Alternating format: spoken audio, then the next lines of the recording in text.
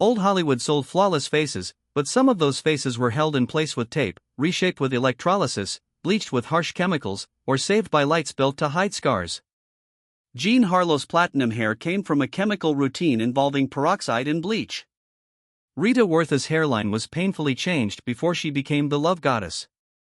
And Merle Oberon needed a special camera light after a 1937 car accident left scars the audience was never meant to see. Marlene Dietrich. Marlene Dietrich did not leave her face to chance. By the early 1930s, after The Blue Angel and her move into Hollywood, her screen image became one of the most controlled faces in film. Her brows were thin, her mouth was sharply drawn, her eyelids were heavy with shadow, and her cheekbones were cut with makeup and lighting until they looked almost architectural. One of the old Hollywood stories attached to Dietrich is that she used hidden tape or tight hairpieces to pull the skin of her face upward before appearing on camera. The method was practical. Pull the skin back, hide the tension under hair or a wig, and let the lens read the result as a naturally lifted face.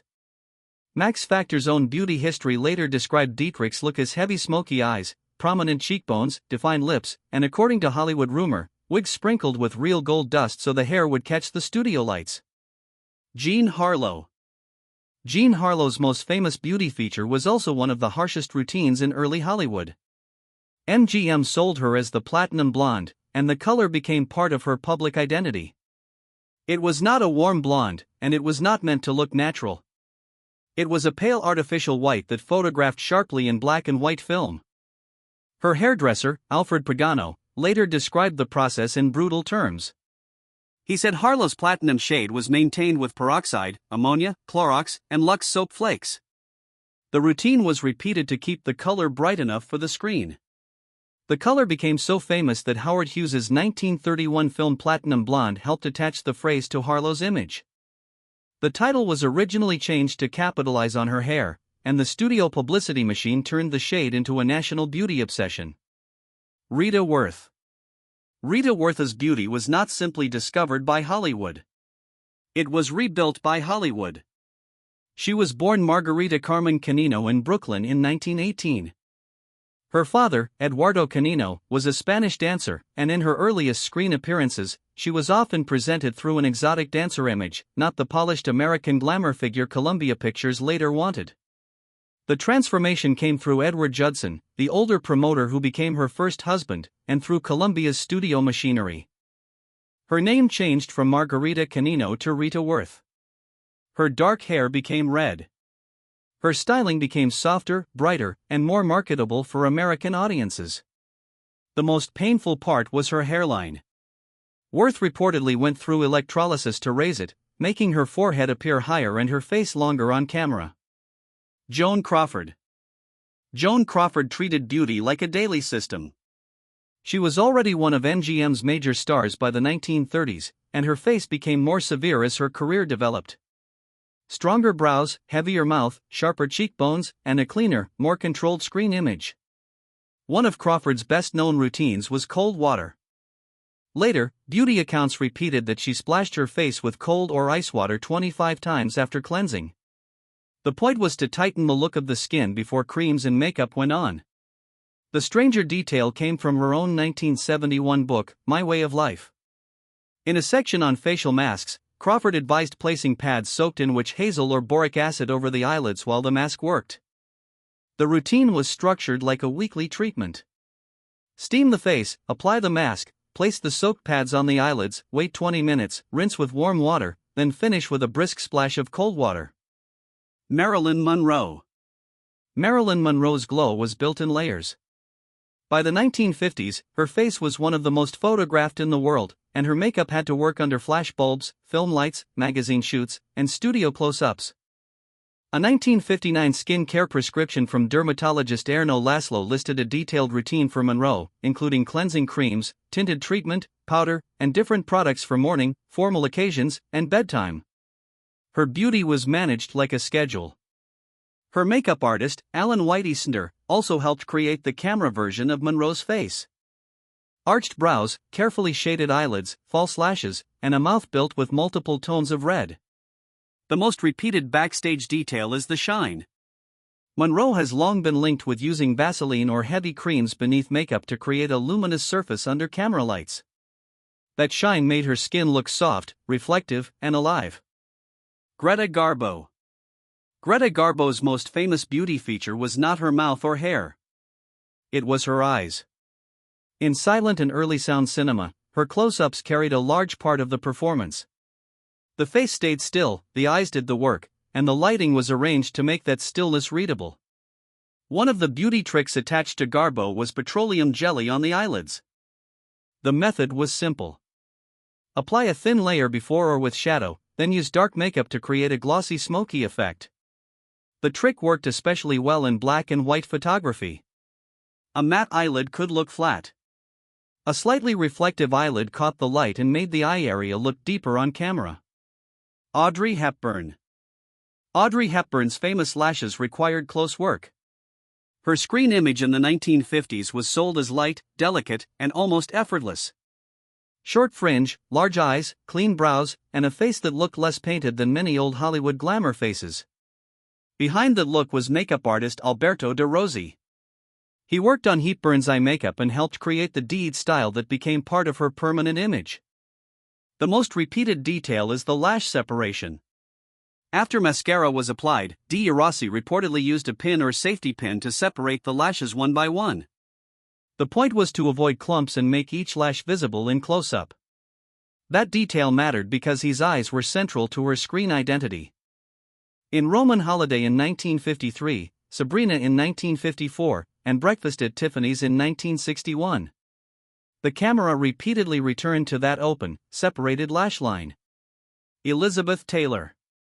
Elizabeth Taylor's face was famous for its eyes, but one of her reported beauty habits had nothing to do with eye color. She shaved her face. Today the procedure is usually called dermaplaning. It removes peach fuzz and dead skin so makeup can sit more smoothly on the skin. On a large cinema screen that mattered. Studio lights could catch small facial hairs and heavy makeup could cling to texture. Taylor's beauty image was usually built around other details. Dark brows, violet blue eyes, heavy lashes, and a strong lip. But the face shaving routine was about surface preparation, not glamour. Her close-ups had to survive the size of a theater screen. A face photographed for cinema was not a normal face at normal distance. It was enlarged, lit, powdered, and examined by millions of viewers. Bette Davis. Bette Davis's eyes became a brand before the phrase personal brand existed. By the 1930s and 1940s, she was not promoted as a soft beauty in the usual studio mold. Her face could look sharp, tired, furious, witty, or wounded. The eyes carried most of that range. Her old beauty routine was simple but precise. Davis was said to use cucumber slices on her eyelids and petroleum jelly under the eyes to reduce puffiness and dark circles. The detail fit her career because the eyes were not decorative in her films.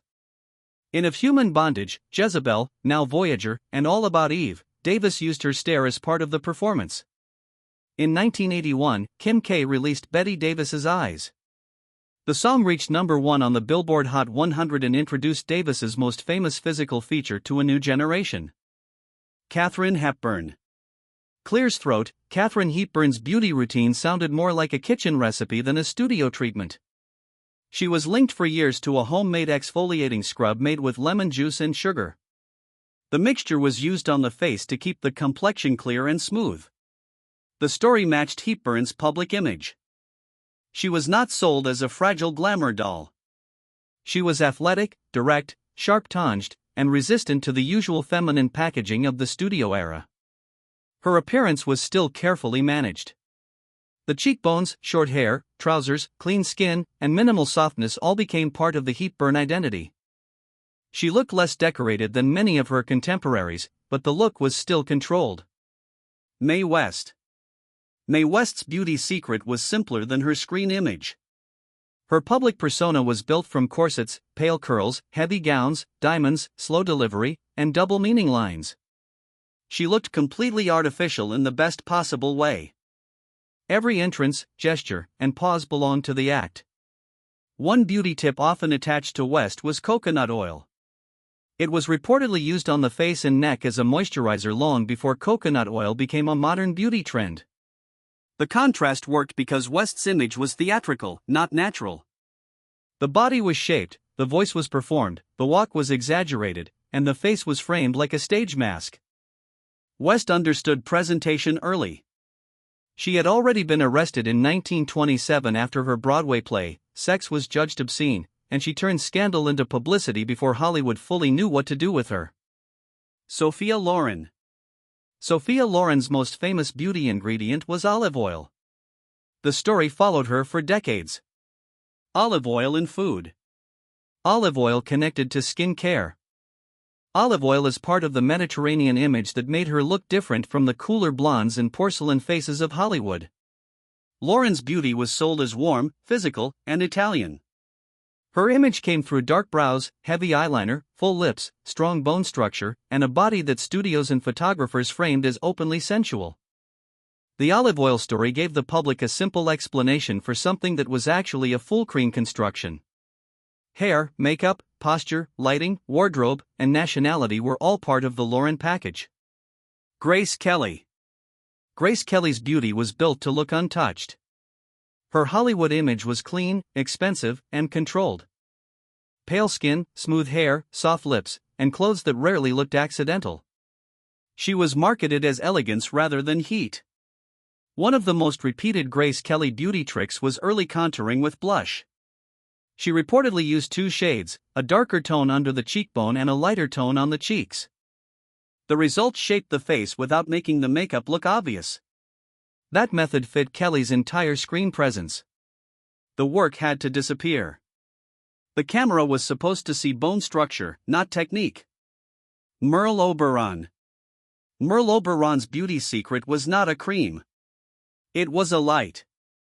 In 1937, Oberon was injured in a car accident that left facial scars. Makeup could help, but the camera still had to be managed, especially in close-up. Cinematographer Lucien Ballard, who later married Oberon, developed a small light placed near the camera lens. The light softened the appearance of scars and created a bright catchlight in her eyes. The device became known as the Obi light, named after Oberon. It was used during the filming of The Lodger, released in 1944. Oberon's face also carried another hidden story. She was born in India, concealed her mixed heritage during her career, and was promoted for years with a false origin story that placed her birth in Tasmania. Her real background became widely discussed only after her death in 1979 when biographical research challenged the official version of her origins. Claudette Colbert. Claudette Colbert knew exactly which side of her face belonged to the camera. She was one of the major stars of 1930s Hollywood with a screen image built on wit, elegance, and control. But her control extended beyond performance. It reached the camera setup. Colbert strongly preferred to be photographed from her left side. The reason usually given was a small bump on the right side of her nose from a childhood injury. The preference affected production. Sets and shots had to be arranged so the camera could favor the side she wanted. The habit became part of her professional reputation. Mary Astor reportedly referred to Colbert's right profile as the other side of the moon. Norma Shearer. Norma Shearer's beauty problem began before she became MGM royalty. Early in her career, she was told that her eyes might hurt her chances on camera. The issue was commonly described as strabismus or a cast in one eye. In silent film, that mattered. Eyes had to carry emotion without spoken dialogue. Shearer did not accept the verdict. She reportedly went to Dr. William Bates, who was known for methods connected to eye exercises and practiced muscle strengthening routines for years. She also worked in front of mirrors, practicing poses and angles that concealed the problem. The routine was not a beauty product. It was daily physical training for screen survival. The work paid off inside MGM. Shearer became one of the studio's biggest actresses and married production chief Irving Thalberg in 1927, giving her unusual access and power in the studio system. Veronica Lake. Veronica Lake's hairstyle became famous enough to worry the U.S. government. Her peekaboo wave covered one eye and gave her a mysterious look in publicity photographs and films. The style became one of the most copied hairstyles of the early 1940s. Then the United States entered World War II and women began working in factories and war production plants. Loose hair near machinery was dangerous. Lake's glamorous wave became a safety problem when workers copied it on the factory floor. The War Production Board and safety campaigns pushed for safer hairstyles, and Lake participated in publicity showing women how to pin up or restyle their hair for industrial work. The change damaged part of her image. The peekaboo hair had helped make her instantly recognizable, and the safer wartime version removed the feature most closely connected to her screen appeal. Judy Garland. Judy Garland's beauty routine at MGM was controlled before she was an adult. She was born Frances Ethelgum in 1922 and signed with MGM while still a teenager. The studio did not present her as a conventional glamour beauty. It marketed her as youthful, energetic, emotional, and accessible. That image required strict control. Garland was monitored for weight, appearance, and stamina. MGM altered her look with caps on her teeth and changes to the way her nose appeared on camera. The most damaging part was the studio's use of pills. Garland later became one of the clearest examples of how Golden Age studios used doctors and medication to manage young performers' weight, energy, sleep, and schedule. Clara Bowes's beauty secret was drawn directly onto her mouth. In the 1920s, silent film makeup had to read clearly on screen. Faces were painted for contrast. Eyes were darkened, brows were shaped, and lips were designed to carry expression without dialogue. Bowe became famous with a small, sharp Cupid's bow mouth. The lips were not meant to look natural. They were shaped into a compact graphic pout that matched the style of the flapper era. The mouth became part of Bowes's public identity along with bobbed hair, animated eyes, and fast modern energy. Lucille Ball. Lucille Ball's face was famous for movement. But her glamour image still needed control. Before television made her America's great comic face, Ball had spent years in Hollywood as a contract PLA. Old Hollywood sold flawless faces, but some of those faces were held in place with tape, reshaped with electrolysis, bleached with harsh chemicals, or saved by lights built to hide scars. Jean Harlow's platinum hair came from a chemical routine involving peroxide and bleach. Rita Werther's hairline was painfully changed before she became the love goddess. And Merle Oberon needed a special camera light after a 1937 car accident left scars the audience was never meant to see. Marlene Dietrich. Marlene Dietrich did not leave her face to chance. By the early 1930s, after The Blue Angel and her move into Hollywood, her screen image became one of the most controlled faces in film. Her brows were thin, her mouth was sharply drawn, her eyelids were heavy with shadow, and her cheekbones were cut with makeup and lighting until they looked almost architectural. One of the old Hollywood stories attached to Dietrich is that she used hidden tape or tight hairpieces to pull the skin of her face upward before appearing on camera. The method was practical. Pull the skin back, hide the tension under hair or a wig, and let the lens read the result as a naturally lifted face. Max Factor's own